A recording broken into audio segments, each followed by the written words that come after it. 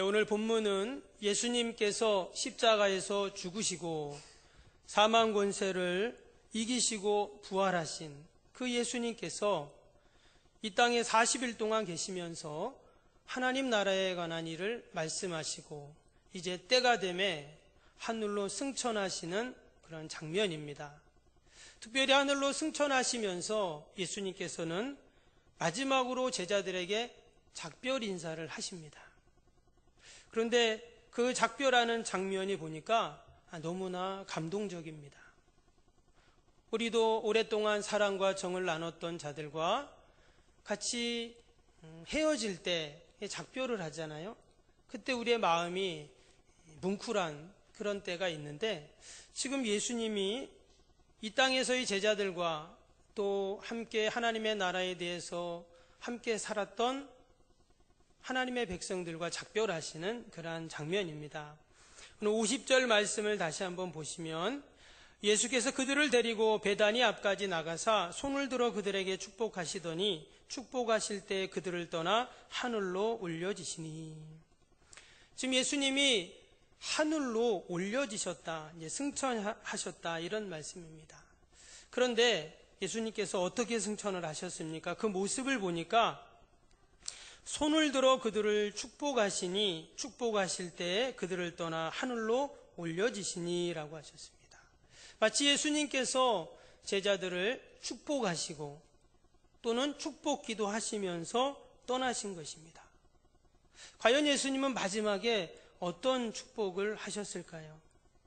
먼저 오늘 말씀을 보면 예수님이 승천하신 장소가 나오죠. 그 승천한 장소가 어디였냐면 베다니라는 곳입니다. 이 베다니라는 곳은 예루살렘 옆에 오른쪽 기드론 골짜기를 넘어서 감람산이 있는데, 그 감람산 동남쪽에 있는 작은 마을입니다. 옛날부터 이 마을에는 소외되고 또 질병에 걸린 자들 또는 배고픈 자들이, 가난한 자들이 사는 그런 지역입니다. 마치 서울에 번화가가 있으면 그 옆에 달동네가 있는 것처럼 마치 베다니는 그런 동네였습니다. 근데 예수님께서 이 지상에서 계시면서 마지막 머문 곳이 바로 그러한 베다니라는 곳입니다. 이 베다니는 예수님과 제자들에게는 아주 특별한 의미가 있는 장소입니다. 예수님이 공생의 기간 동안 예수님은 늘 이 베다니에 다니셨고 오셨습니다. 마태복음 26장에 보면 예수님께서 이 베다니에 나병 환자 시몬이라는 집에 가서 식사하는 장면이 나옵니다. 성경에 보면 당시에 나병은 하나님께 저주받은 질병이라고 그렇게 사람들은 생각을 했습니다. 그래서 사람들로부터 외면당하고 또 버림받고 가까이 기를 꺼려하는 그러한 질병이죠. 치료도 어렵고 공동체에서 함께 생활할 수도 없습니다. 왜냐하면 율법으로 그것을 금하고 있기 때문입니다. 그런데도 예수님은 그런 나병 환자 집에 찾아가셔서 그와 교제하시고 그와 함께 식사를 하십니다. 이처럼 예수님은 늘 외면당하는 자들, 버림받은 자들과 함께 하십니다. 또한 베다니는 우리가 잘 아는 마리아와 마르다, 또 그의 오라비 나사로가 사는 마을이죠. 나사로가 죽었을 때 예수님께서는 그를 죽음과 사망에 두지 않으시고 그를 살려주셨던 곳이 바로 그 베다니입니다. 당시에 그 초상집이 잔치집으로 바뀌게 되었죠. 성경에 보면 예수님은 이 베다니에 늘 또 종종 다니셨습니다. 마태복음 21장 17절을 보면 그들을 떠나 성 밖으로 베다니에 가서 거기서 유하시니라 했습니다. 여기서 말하는 성은 예루살렘 성을 의미합니다. 그러니까 예수님은 사람들이 많고 또 근사하고 세련되고 번화가였던 그 예루살렘에 계신 것이 아니라 늘 배고프고 가난하고 또 소외되고 병들고 삶의 문제로 말미암아 늘 고통당하는 그들을 찾아가셔서 예수님은 그들을 위로하시고 격려하시고 때로는 그들을 고쳐주시고 또한 그들의 삶의 문제들을 해결해 주시면서 마지막 승천하시 전까지 베다니에 가셔서 그 부활의 몸으로 그들을 만나주시고 위로하고 힘을 주시면서 승천하셨습니다. 여러분, 이것이 바로 교회의 사명이고 또 우리 모든 성도들의 사명인 줄로 믿습니다. 그러면 예수님은 구체적으로 어떠한 축복, 예수님이 이 땅에 계시는 동안 만나는 모든 자들에게 축복을 하셨습니다. 오늘 우리 젊은 청년들 또 우리 집사님들이 오병이어 찬양을 했는데 제가 말씀을 드린 것도 아닌데 오늘 말씀과 연결이 됩니다. 또 오늘 찬양 예배 때 이제 오병이어에 대해서 좀 더 구체적으로 이제 말씀을 좀 나누려고 하는데요. 사복음서에 다 나오는 이 오병이어의 사건을 보면 예수님께서 어떻게 축복하셨는지 나오게 됩니다. 마태복음 14장에 보면 많은 무리들이 빈들로 나가신 예수님께 옵니다. 예수님이 빈들로 가신 이유는 당시에 예수님은 참으로 침통하고 무거운 마음을 갖고 홀로 계시려고 빈들로 가셨습니다. 왜냐하면 바로 앞에 어떤 내용이 나왔냐면 세례 요한이 순교하는 장면이 나옵니다. 헤롯에 의해서 세례 요한이 비참하게 죽게 되죠. 그 이야기를 들은 예수님은 너무도 가슴이 아팠습니다. 그래서 그 무거운 마음을 가지고 이제 빈들에 가셨어요. 근데 사람들은 그것도 모르고 좀 조용한 시간을 가지시려고 가신 예수님에게 또 사람들은 모여옵니다. 너나 할 것 없이 자신들의 필요를 또한 이야기합니다. 그러나 예수님은 그들을 마다하지 않으시고 다 그들을 불쌍히 여기셔서 받아주시죠.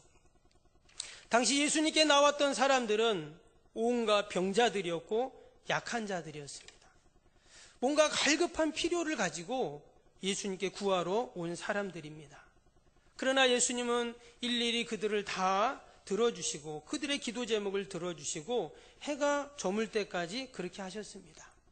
성경에 보니까 무려 5,000명, 남자만 5,000명이, 장정이 5,000명 넘었다고 기록을 합니다.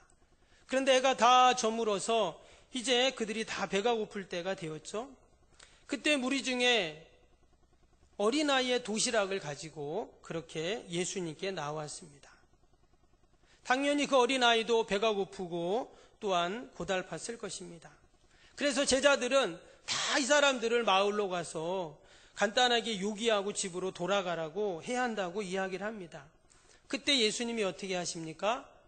그 마태복음 14장 19절에 보면 예수님께서 그 무리들을 다 잔디에 앉히시고 그 떡 5개와 물고기 2마리를 가지고 하늘을 우러러 축사하시고 떼어주셨다. 그렇게 말씀에 나옵니다. 여기에 보면 축사하시고 할 때 이 축사라는 단어가 헬라어로 보면 율로게오라는 단어입니다. 여기서 이 축복하다라는 그런 뜻인데요. 오늘 함께 읽었던 본문의 내용, 예수님께서 이 땅에서 마지막 계시면서 승천하시기 전에 제자들을 축복하셨던 그 단어와 같은 단어입니다. 그래서 예수님은 언제나 이처럼 배고프고 고달픈 사람들을 위로하시고 축복하시는 분이신 줄로 믿습니다. 우리는 일반적으로 배고픔이라고 하면 육적인 배고픔을 먼저 생각을 합니다. 당연히 빈들에서 하루 종일 있었던 사람들은 너무나도 배가 고팠을 것입니다. 그래서 예수님은 그 어린아이의 도시락이었던 오병이어를 가지고 축복 기도하시고 나눠주었습니다.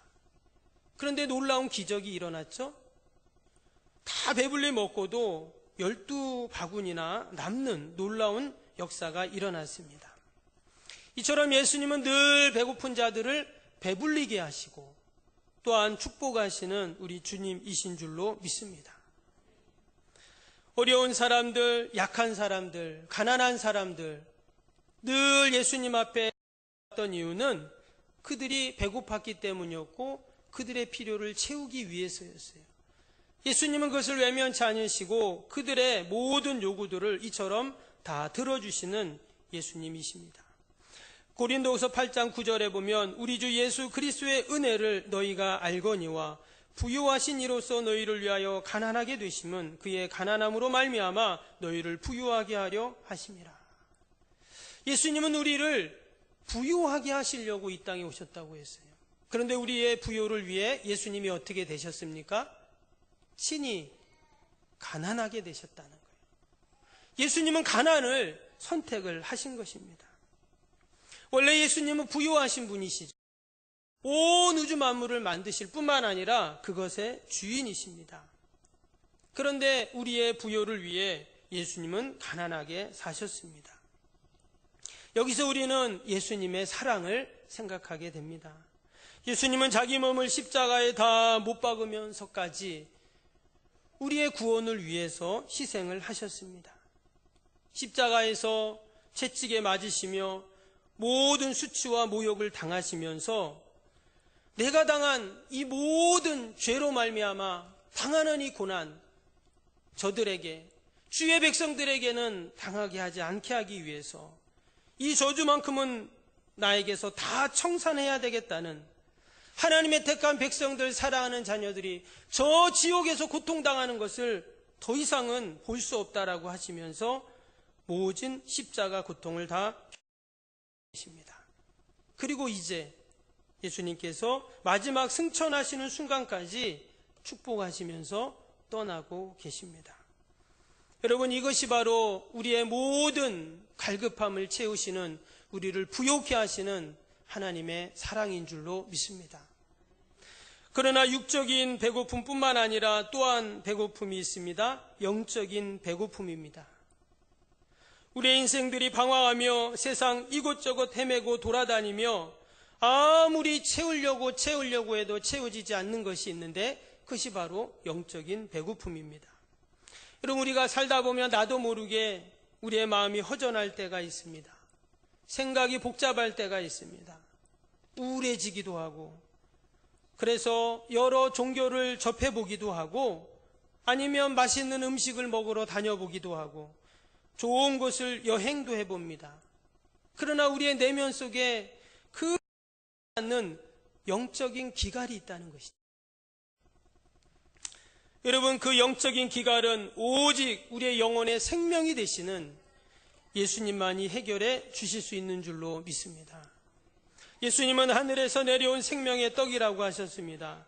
요한복음 6장 35절에 보면 예수께서 이르시되 나는 생명의 떡이니 내게 오는 자는 결코 줄이지 아니할 터요 나를 믿는 자는 영원히 목마르지 아니하리라. 예수님을 믿는다는 것은 생명의 떡을 먹는 것입니다. 그래서 우리의 영적인 배고픔을 해결하는 것이죠. 성경에 보면 종종 영적인 배고픔을 기갈이라고 했어요. 아모스 8장 11절에 보니까 주 여호와의 말씀이니라 보라 날이 이를지라 내가 기근을 땅에 보내리니 양식이 없어 주림이 아니요 물이 없어 가람이 아니요 여호와의 말씀을 듣지 못한 기갈이라. 바로 이 영적인 기갈이 심해지면 심해질수록 우리의 인생이 몸이 건조해진다는 것입니다.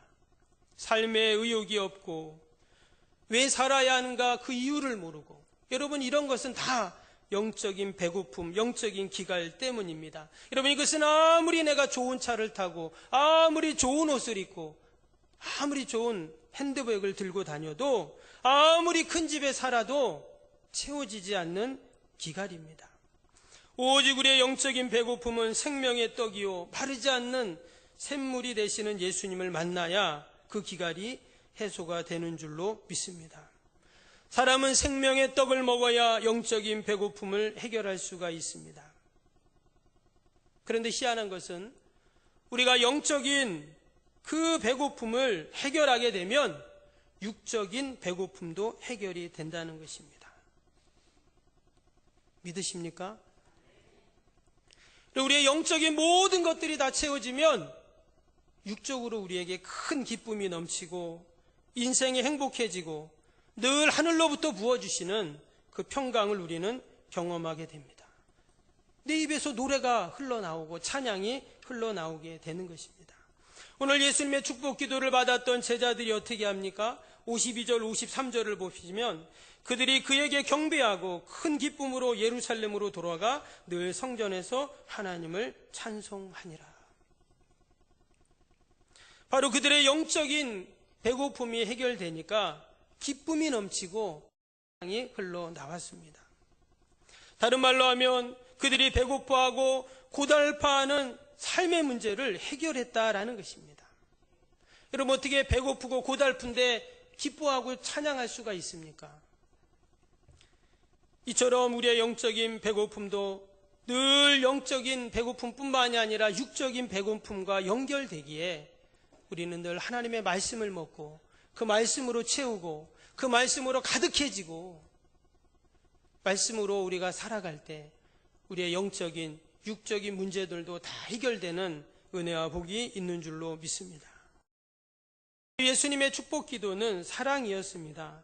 오늘 50절 51절을 다시 한번 보시면 예수께서 그들을 데리고 베다니 앞까지 나가사 손을 들어 그들에게 축복하시더니 축복하실 때 그들을 떠나 하늘로 올려지시니.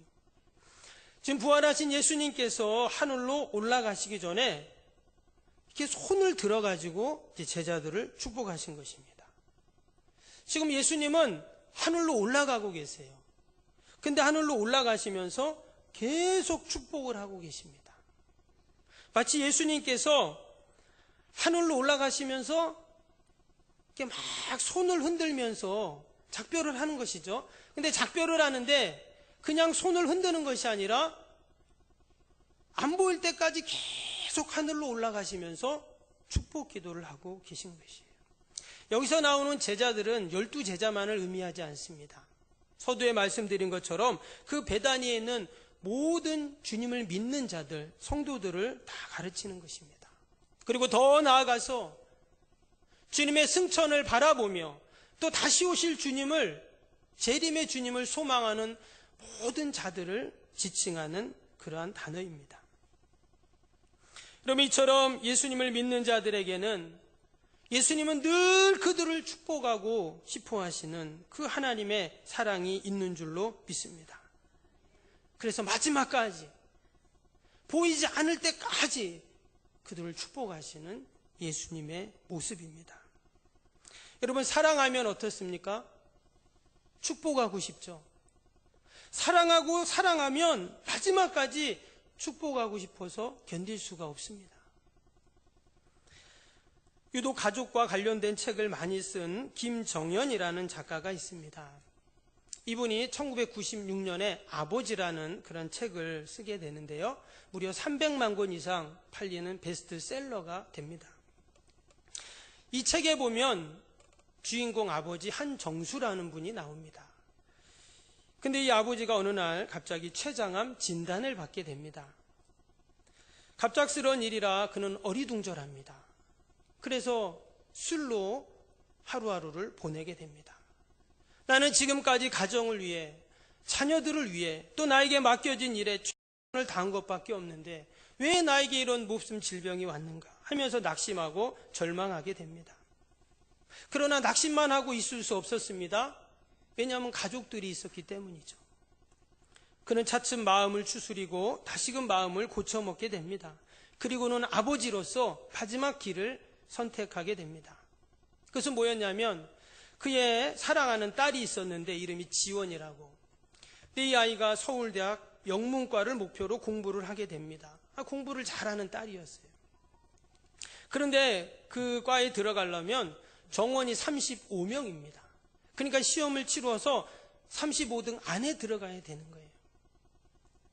그때부터 아버지는 1년 동안 35라는 숫자에 매여 삽니다.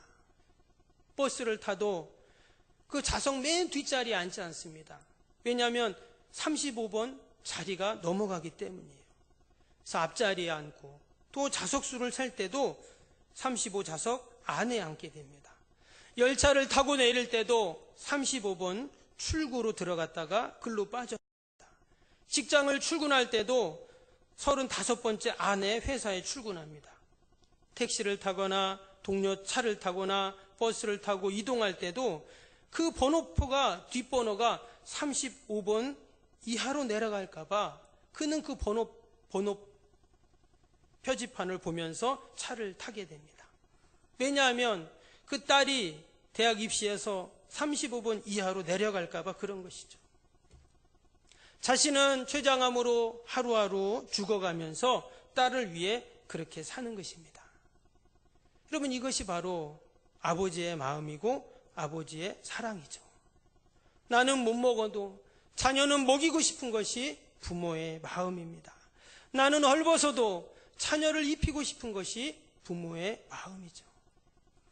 마태복음 23장에 보면 마치 암탉이 자기 새끼를 품는 것처럼 하나님께서 우리를 그렇게 품어주신다는 말씀이 나옵니다. 아마 어린 병아리는 왜 엄마가 날 이렇게 꼭 안고 있는지 모를 것입니다. 때로는 답답하기도 하고 또는 성가시기도 하고 답답하여 투정을 부리기도 합니다. 그러나 어미닭은 여전히 새끼 병아리를 품는 것이죠.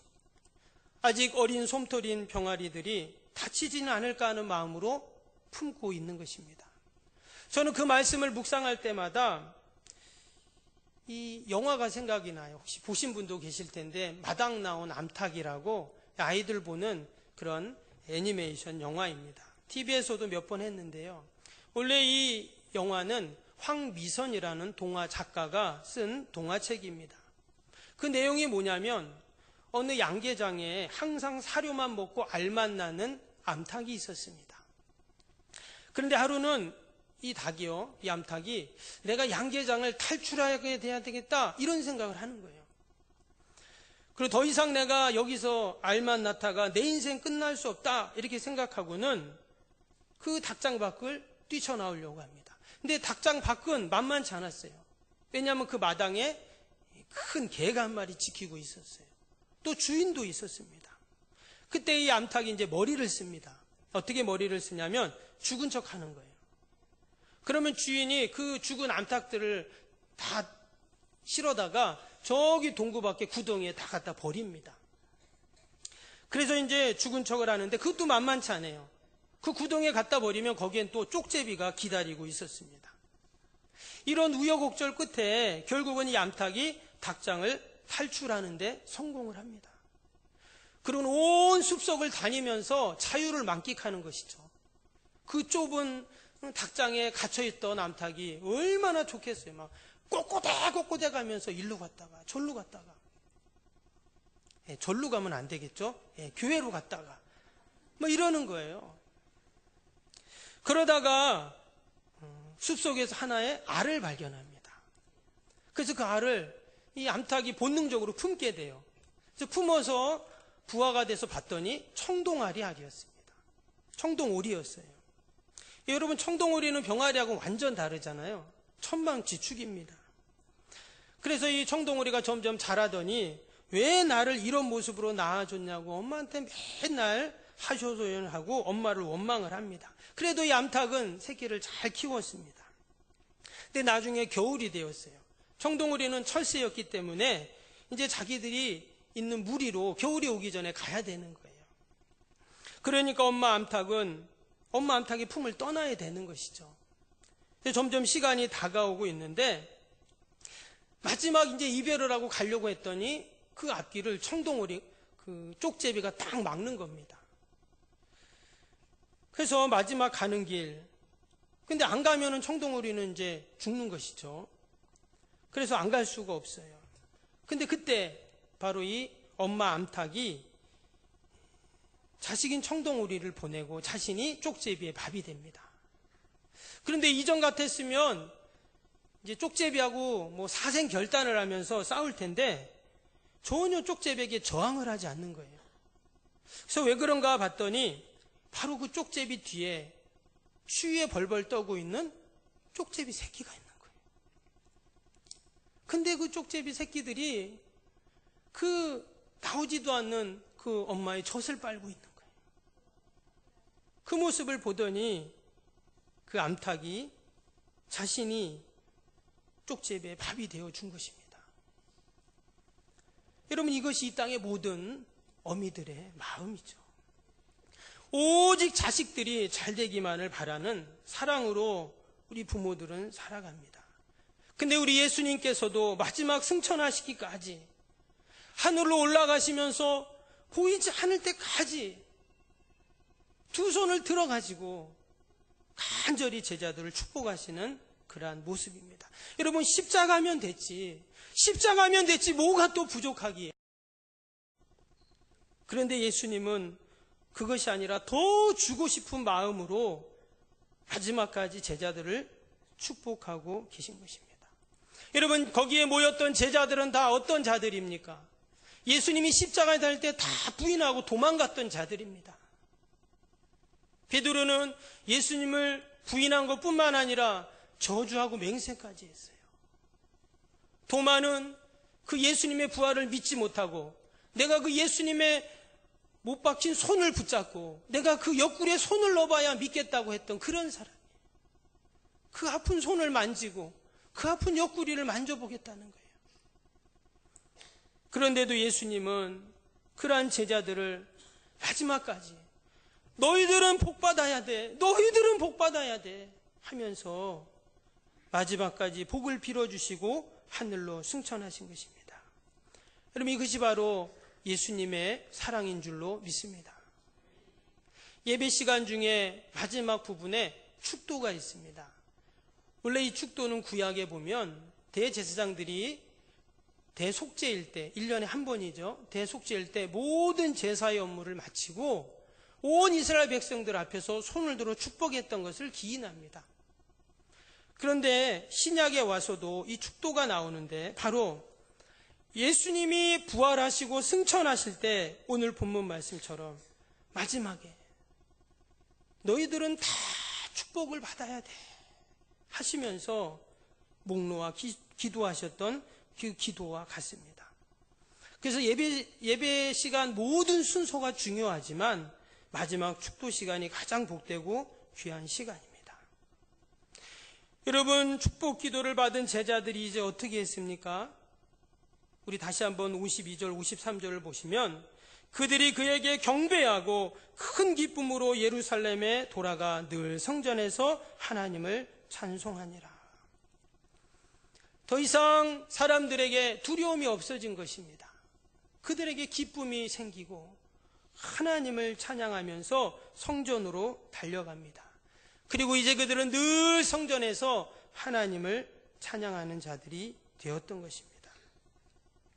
이것이 바로 예수님께 축복받은 자들의 모습인 줄로 믿습니다. 제가 이 말씀을 준비하면서 하나 찬양이 생각이 났는데 함께 찬양하길 원합니다. 아버지 사랑 내가 노래의 찬양인데요. 그 예수님의 사랑을 우리가 다시 한번 생각하면서 이 찬양을 같이 한번 하기를 원합니다.